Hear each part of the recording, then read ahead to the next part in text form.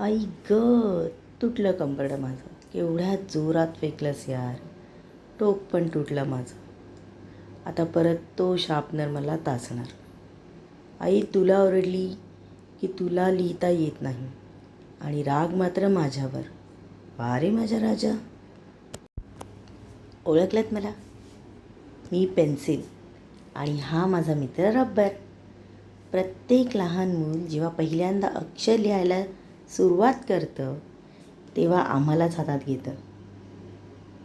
तेव्हा किती चुका होतात, पण मुलं पुन्हा पुन्हा प्रयत्न करतात आणि शेवटी सुंदर लिहायला शिकतात.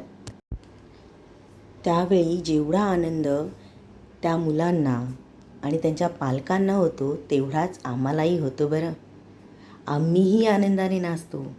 फरक फक्त एवढाच असतो, जेव्हा मुलं सुरुवात करतात तेव्हा मी पेन्सिल आणि हा रबर दोघेही नवीन, सुंदर आणि चकाकत असतो. पण हळूहळू मला शार्प करून छोटं केलं जातं आणि हा बिचारा रबर खोडून खोडून काळा आणि छोटा होतो. इतकंच नाही बरं, कधी आई ओरडली की तो रागही आम्हालाच सहन करावा लागतो. आठवतंय? राग आला की फेकून देता, कधी मला चावता, तर कधी वेळ जात नसेल तर या बिचाऱ्या रब्बरवर माझ्या टोकाने भोकं पाडता.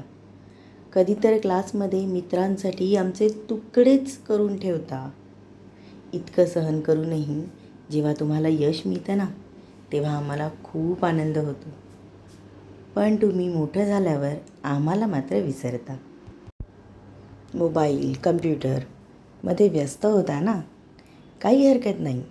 आम्हाला विसरलात तरी चालेल. फक्त एक गोष्ट मात्र कधीच विसरू नका. आयुष्य हे पेन्सिलसारखंच असतं. हळूहळू झिजत जातं. अनुभवाचे अनेक शार्पनर आपल्याला अधिक मजबूत आणि शहाणं बनवतात.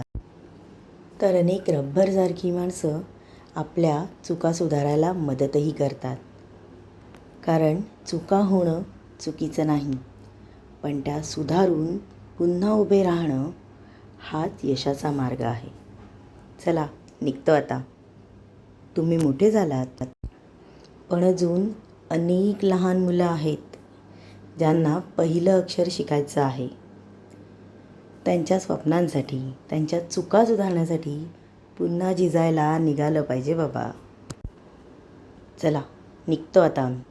पुन्हा भेटू एखाद्या छोट्या हातात. बाय.